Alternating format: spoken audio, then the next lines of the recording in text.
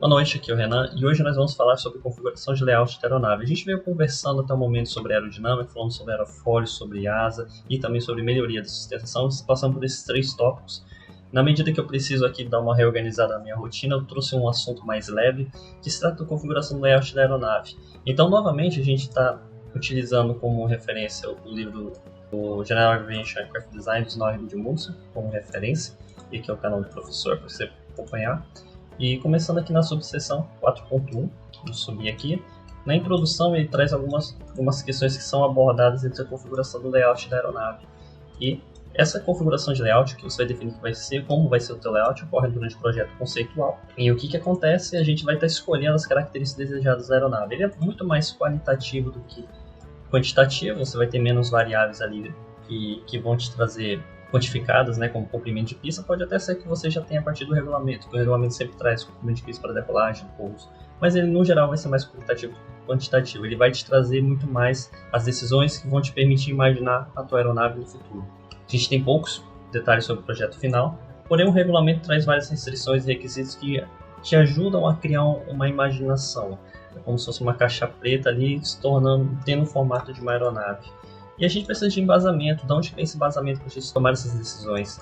Então, o Gudmundsson traz aqui dentro do contexto, inicialmente das aeronaves gerais, de aviação geral, e ele traz aeronaves de mesma família. Você pega, por exemplo, uma família de aeronaves da Embraer, todas começam com o mesmo nome, muda a numeração delas logo em seguida. O que acontece é que nesse caso existe uma experiência operacional, você sabe, você prevê a partir da família daquela aeronave qual o comportamento que ela vai ter. E não existe assim famílias no aerodesign, existe um histórico, para cada equipe vai ter o seu histórico de desenvolvimento de aeronaves. E isso traz o quê? Como aeronaves de configuração similar se comportaram no ano passado. Você pega aquele regulamento, ele vai ter uma série de restrições de requisitos, e a partir do teu histórico, você vê, cara, quais são as melhores qualidades que a gente pode extrair daquelas aeronaves que vão atender os requisitos e restrições desse regulamento. E a gente pode também se basear em dados. Esses dados vão vir de várias configurações. Você tem teu histórico, você tem todas as suas variáveis listadas, e todas não, mas as necessárias para você fazer o desenvolvimento do teu projeto principal. Vamos pensar em área, razão de aspecto, estabilidade, controle de gravidade, margem estática, ponto neutro, cargas, quantidade máxima de newtons aplicados em trem de pouso. Então você tem isso documentado, eu listei algumas aqui, mas você pode fazer esse comparativo, é interessante também. Quando você seleciona aquela geometria, aquela aeronave anteriormente, que é mais está parecendo com algo destinado ao regulamento, aí você dá uma olhada nessa base de dados da aeronave, se você tiver feito, muito bom. E aí o interessante é que você vai ter um histórico operacional de vantagens e deficiências dessas aeronaves e o quão adequadas elas estão a missão. Não são todas as equipes que podem fazer isso. Tem equipes que estão começando agora, e o agora é sempre um ano e você está no torneio de acesso, não tem experiência com competição. Voar no torneio de acesso é voar o quê? Numa condição atmosférica que é própria do teu local. Você vai para uma competição, é o caos. Então, você tem que entender que existem contextos. E também existe o contexto da aeronave que está participando do primeiro ano da competição, né? Participou do primeiro ano da competição. Acho que a melhor estratégia é sempre construindo várias aeronaves que visam atender aquelas restrições e requisitos da competição, para que a equipe se familiarize e tenha uma experiência construtiva, para que quando chegue na competição, se a aeronave cair, ela consiga construir. Não é por construir uma aeronave só, que vai ser a definitiva, que vai fazer um milagre lá e vai voar em todos os voos, mas construir várias e ir aprendendo com o processo construtivo. E muito importante nesse caso é ver a aeronave voar. Isso é muito importante para fortalecimento da cultura interna da equipe. Em termos de projeto, como dica, planilhas com base de dados da aeronaves dos anos anteriores. É muito interessante você ter isso, conforme eu comecei anteriormente, com projeto e testes, documentar os testes, né, comprimento de pista de decolagem, pouso, quanto tempo demorou para atingir determinada altura, como que estava a atuação da superfície de comando, bequilha desprendeu, trem de pouso quebrou, cedeu, várias coisas que você vai documentar, registrar para cada teste de voo, entender e gerar uma evidência para aqui. Aeronaves com adequação ao regulamento da competição. Como foi o que eu comentei anteriormente, só reforçando aqui que esse mapeamento das características que existem nas aeronaves dos anos anteriores estão mais alinhados com o regulamento da competição atual. Em termos de projeto aqui, trago ainda dentro de embasamento, eu trago algumas experiências, né? Então eu tenho uma experiência da área de estruturas. A gente tinha um membro muito bom, trabalhou de 2016 a 2019 efetivamente na área. Porém, ele desenvolveu, aprendeu bastante, implementou. A gente viu a evolução de uma caixa retangular até uma aeronave com estrutura treliçada, bem leve, de tubo de fibra de carbono e com longarina caixão. Essa estrutura até 2019. Mas isso não teve uma documentação padronizada, ou seja, aquilo que serviria de consulta e viabilizasse a repetição da manufatura daquela aeronave em períodos mais longos, né? Então não houve esse mapeamento desse processo construtivo, não houve mapeamento das falhas, então a gente meio que teve um buraco de falhas, você não sabe onde é que você errou, quais foram os erros que você cometeu, foram documentados e que viabilizam a não repetição desses erros a longo prazo. Aí culmina que em 2021, 2022, aconteceu que na equipe a gente teve muitos problemas ali de processo mesmo, mandar cortar a chapa de madeira e os cortes virem errados. Então a equipe estava pela primeira vez fazendo aquilo que já foi feito uma vez. E não é interessante, é interessante que você tenha uma documentação de forma padronizada, principalmente dos erros que você comete ali nos processos construtivos. Cara, se a manufatura vai bem, eu acho que a parte técnica vai ter um efeito, mas cara, é muito chato você deixar de voar com mais carga, porque o processo construtivo ali, durante o processo de construção, você não colocou a fibra de carbono na orientação adequada. Isso é triste. Então é importante você fazer esse mapeamento. E também, eu já comentei a identificação de práticas ineficientes e falta de documentação padronizada. Já a estabilidade e controle, acho que desde 2016, quando entrei em aerodinâmica, eu já tomava cuidado de poder mapear esses processos para que eles pudessem ser repetidos de forma mais prática possível.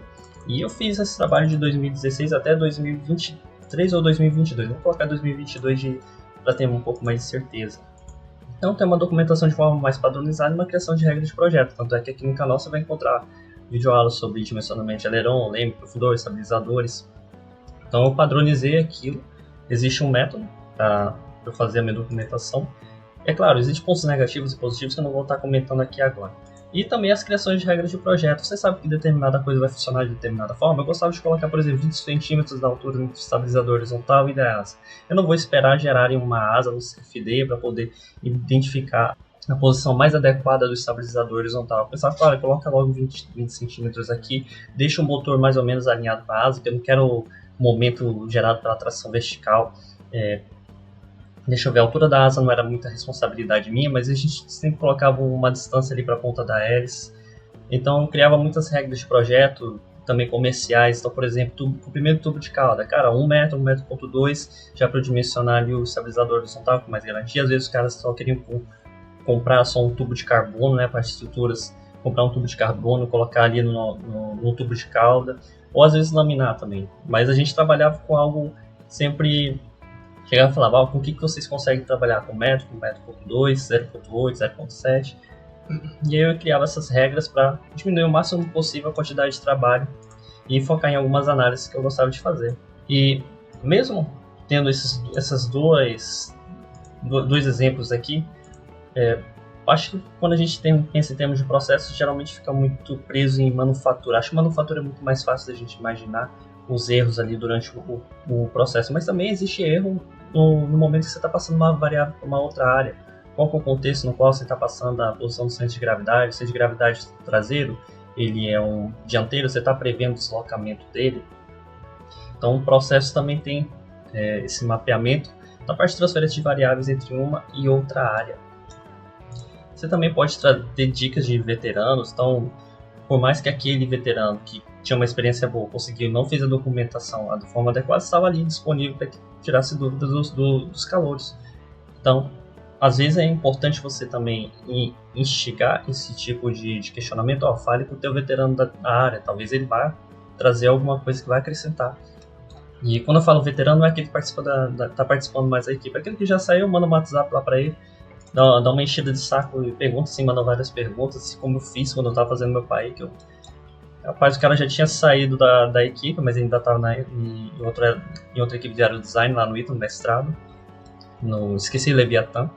O rapaz Felipe, eu mandava várias mensagens perguntando dele sobre a otimização. E aí criou-se o otimizador que vocês têm o acesso às aulas aqui no canal.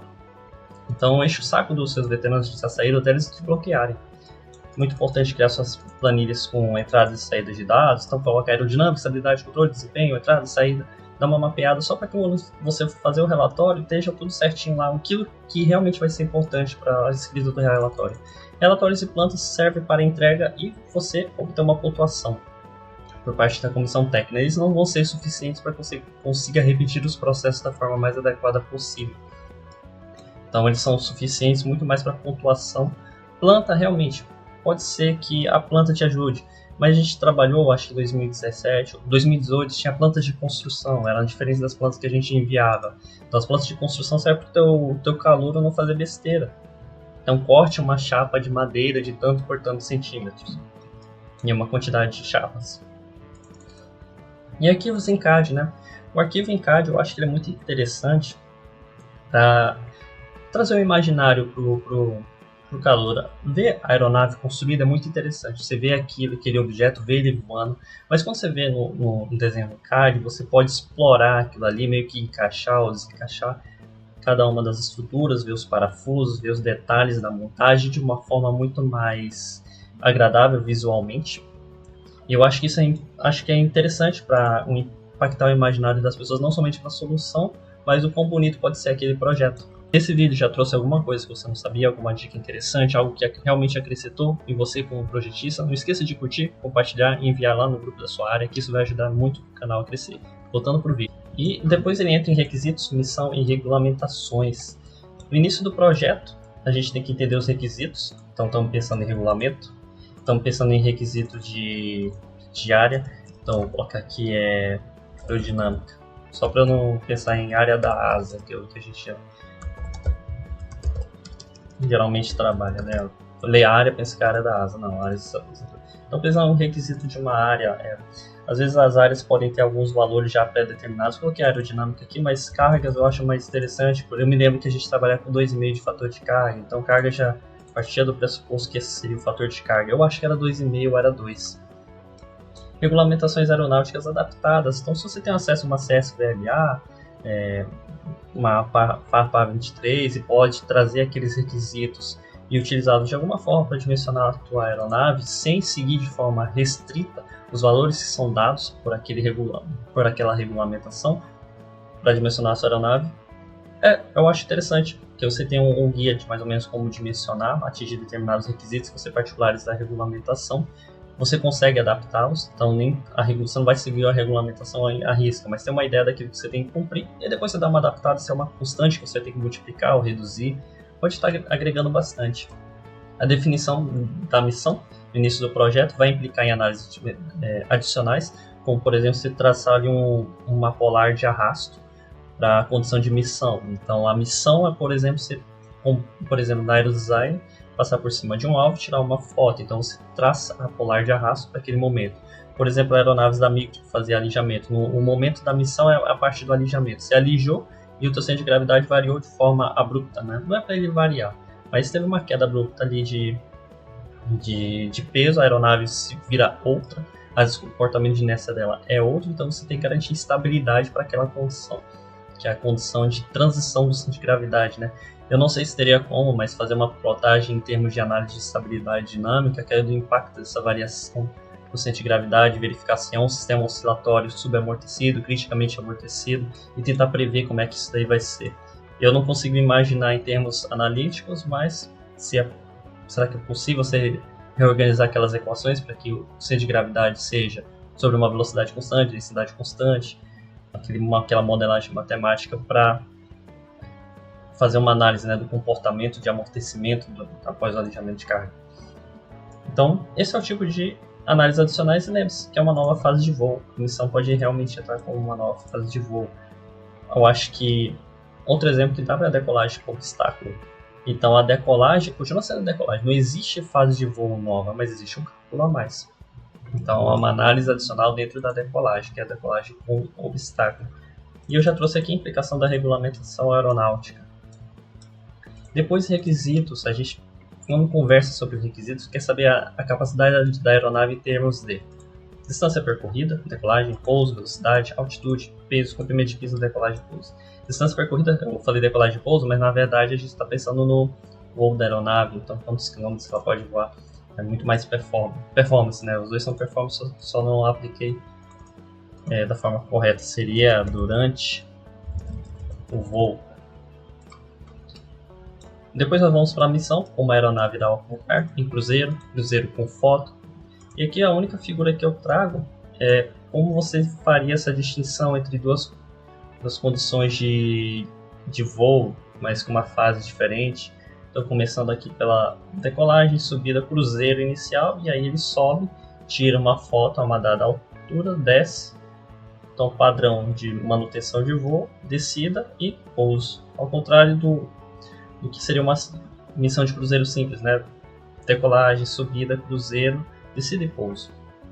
E aí você adiciona uma condição a mais no teu voo, né? Que é a realização da missão, e a gente volta a comentaria o que eu já comentei anteriormente. E a regulamentação é feita as regulamentações na aeronave. E aqui tem-se mais um tópico, que é como projetar uma boa aeronave. E ele começa comentando sobre eficiência. A gente já entende eficiência, adicionar peso e arrasto para performance. E eficiência gera eficiência. Esse aspas aqui é o que eu traduzo diretamente do que seria meio que uma dica dele, uma rule of thumb, como se escreve em inglês. Mas eficiência gera eficiência. Em termos de projeto, eu só consigo pensar agora sempre na redução de área molhada, né? Reduz a área molhada, reduz ali o CD0 e melhora a performance da aeronave. Também aplicação de dispositivos de ponta, conforme a gente mencionou anteriormente, melhorando a sustentação. Requisitos: ao especificar requisitos funcionais e estruturais, esteja disposto a omitir não essenciais. Se estiver em dúvida, deixe para lá. Isso é meio que uma dica que ele dá. Em termos de projeto, eu consigo traduzir isso muito mais em reduzir o preciosismo técnico e criar regras de projeto. Você nunca colocar uma análise um pouco mais complicada para tomar uma decisão que às vezes pode ser simples. Como eu falei lá, colocar 20 centímetros, por exemplo. Se você precisa construir um avião, aí você precisa fazer uma análise CFD para definir a altura do tubo de cauda, do estabilizador horizontal em relação à asa, e aí tu não consegue avançar no projeto só por causa dessa decisão. Então, o que eu posso traduzir é reduzir o preciosismo técnico e voar primeiro, e no projeto detalhado você fazer ajustes, tá bom? Acho que ficou mais ou menos claro isso aqui. Simplicidade reduz custo, peso e o tempo de desenvolvimento. Se não for tão simples quanto poderia ser, não é tão bom quanto poderia ser. Isso aqui da simplicidade é muito interessante. Eu acho que quando você pensa em simplicidade, eu acho que o primeiro exemplo que eu sempre trago é a asa com várias seções de afilamento, que a gente fez em 2019. Então, era vários afilamentos ali, várias quebras de corda. Acho que ela tinha umas 4 seções ali. Não é interessante. Eu já vi também equipes falando sobre sistemas de alijamento, né? Como é que se prende ali a aeronave. Pode ser um projeto muito complexo ou muito simples. Certeza, projetos ruins ou são tolerados ou são alterados. Tolerar particularidades ruins implica em deixar a aeronave com uma reputação ruim. Evite depender da intuição e analise. Antes de decidir, tenha certeza. Isso é muito importante, né? Ou você vai decidir fazer uma coisa, e eu acho que ter a certeza de que aquilo vai dar certo fica um pouco ruim. Eu acho que geralmente eu penso mais em problemas estruturais, mas senão eu vou acabar me estendendo um pouco mais. Confiabilidade: aeronaves são menos confiáveis do que poderiam ser. Complexidade reduz confiabilidade, requer maior custo e esforço. Designe uma equipe suficiente para o desenvolvimento completo. Não deixe de evitar o fracasso. Em termos de projetos, o que eu penso? Comece a voar o quanto antes, saia o regulamento, voe, compre material, faça o desenho de uma aeronave de acordo com as restrições, entenda quais vão ser os impactos daquelas restrições e requisitos naquela cultura de construção da aeronave da equipe. Eu acho que é sempre uma estratégia mais interessante. Envolve um custo a mais de material, mas eu acho que o custo que você tem criando protótipos para voar vai reduzir o custo final das quedas, caso você queira fazer algo 100% correto. E também é muito importante você familiarizar a cultura da equipe com essa construção contínua de aeronaves e ver a aeronave voando. Eu acho que em termos de sobrevivência, ver a aeronave voando, que vai ser algo que é um resultado da construção, né, de protótipos que foram anteriormente, é muito mais importante. A equipe vê aeronaves protótipos simples, que não tem todas as análises mapeadas, assim, todas as análises detalhadas feitas, mas quando vê a aeronave voando, ela dá um gás. Eu acho que ajuda muito. Em termos de manufatura, sempre garantir um mapeamento dos processos de fabricação, laminação e usinagem, garantir um mapeamento adequado dos ângulos de incidência, ataque, definição e comando. São alguns que eu pude me lembrar no momento. Centro de gravidade é sempre uma parte bem interessante, que eu gosto de estabilidade. Então, estimar com base em dados históricos, você visualiza aquela geometria de aeronave, sabe mais ou menos onde é o centro de gravidade dela, e quando você pega um projeto novo, você consegue entender mais ou menos para onde esse centro de gravidade pode se deslocar. Acompanhe deslocamento ao longo de cada adição de peça, está manufaturando cada peça da aeronave, tenta estimar o centro de gravidade de cada uma delas individualmente, mapeando uma planilha. Isso pode ajudar bastante, que é um mapeamento individual do CG de cada peça. Em termos de peso, a diferença entre um bom e um mau projeto consiste no peso vazio. Garanta, isso daqui eu traduzi, mas eu não consegui entender muito bem, mas é garantir caminhos de carga direto. Isso daqui eu vou acabar deixando a desejar. Combine caminhos de carga e evite estruturas redundantes, mais ou menos aqui.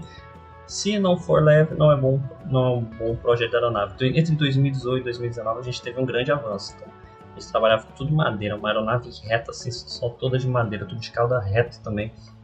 E em 2019 já era uma estrutura trissada, fibra de carbono, era bem mais leve, interessante. Então foi aquela questão que eu comentei anteriormente. Tinha conhecimento acumulado, individualizado e foi documentado. 2018, mais um pouco para 2019, pouca alteração, pouca rotatividade, melhoria de projeto.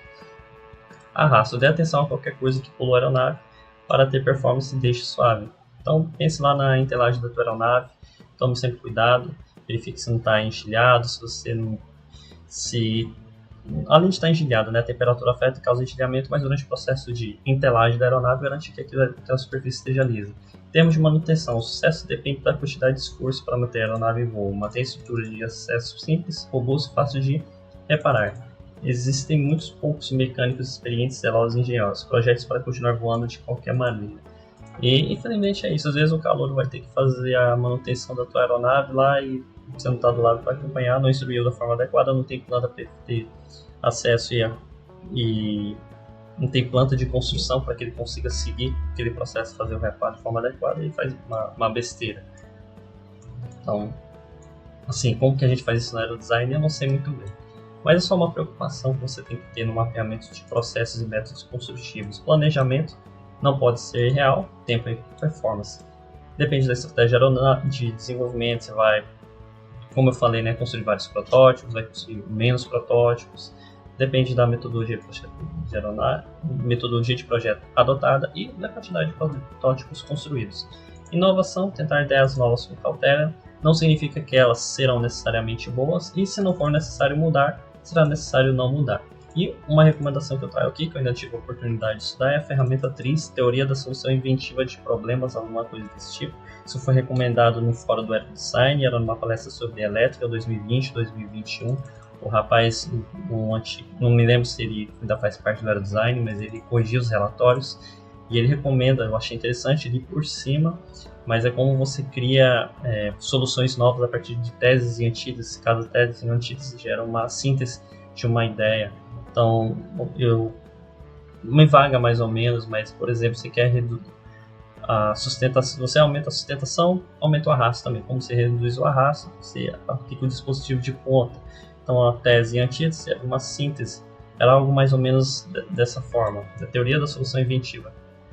Solução inventiva de problemas, alguma coisa do tipo. Mas eu acho que é TRIZ o nome. Eu acho que eu vou deixar o link aqui dessa palestra. Eu acho bem interessante quando ele comenta isso daqui e traz essa ideia nova pra gente. Em integração, cada aspecto deve ser considerado quando se toma várias decisões durante o desenvolvimento de aeronave.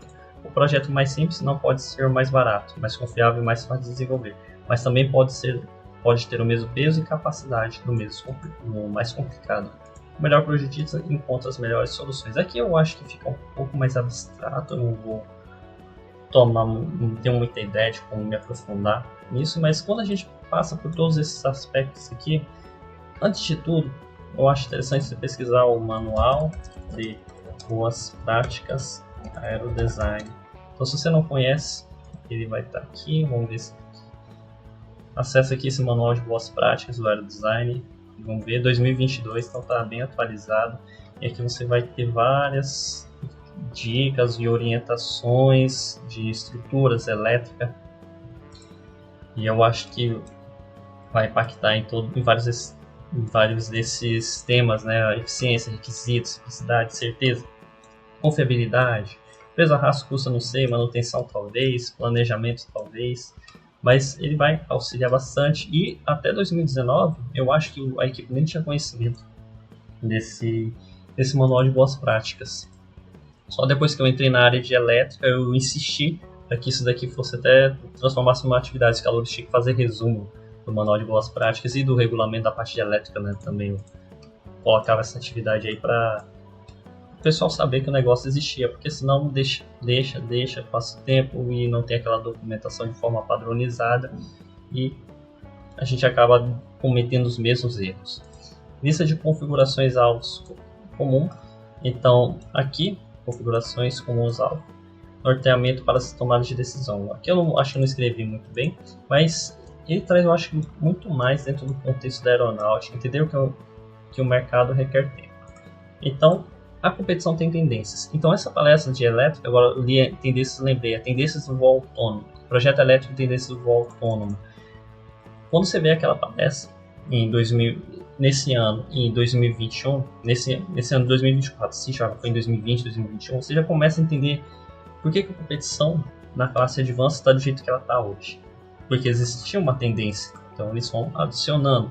Então, o teu mercado é a tendência da competição, vamos dizer assim. E o que você pode fazer é, quando ocorrem alterações no regulamento, o regulamento,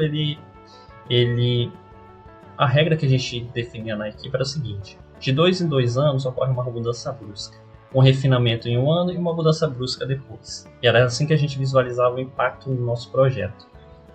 E tentava antecipar uma ou outra modificação. Mas é claro, não adianta, tu não consegue antecipar sem entender a tendência você sabe como é que a mecânica funciona. Então a gente adotou que funcionava dessa forma. Mas como é que a gente prevê se não tem repertório? Qual que era o repertório? A palestra de tendências do voo autônomo é uma delas. E também o que é publicado em artigos científicos. Ações governamentais e prioridades. Regulamento da competição. Vamos traduzir ação governamental aqui como regulamento da competição. Tendência é uma coisa, para onde ela vai no futuro, regulamento é aquilo que é atual. Ações do competidor, estudar outras equipes.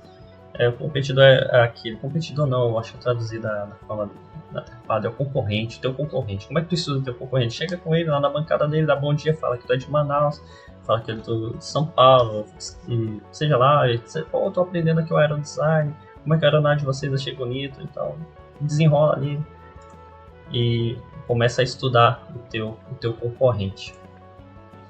Depois vamos para a prontidão tecnológica. Aqui, eu acho que é uma parte meio chata, eu acho que nem dá para fazer isso em todas as equipes, mas quando a gente fala prontidão tecnológica, é saber o que tem de inovador. Saber o que tem de inovador é, por exemplo, esses artigos científicos na área de VANTs. Lá na I3E coloca VANT, Airplane, Electric System, Subsystem, sabe? Todas as palavras-chave que podem ter a ver com elétrica. Eu dei o exemplo da I3E, mas vai no Google Scholar, coleta também estruturas aeronáuticas, ou vai em repositórios de instituições de faculdades, CITA, o FRJ, o FMG, coloca o tópico que você quer procurar ali dentro daquele repositório e vai estudando.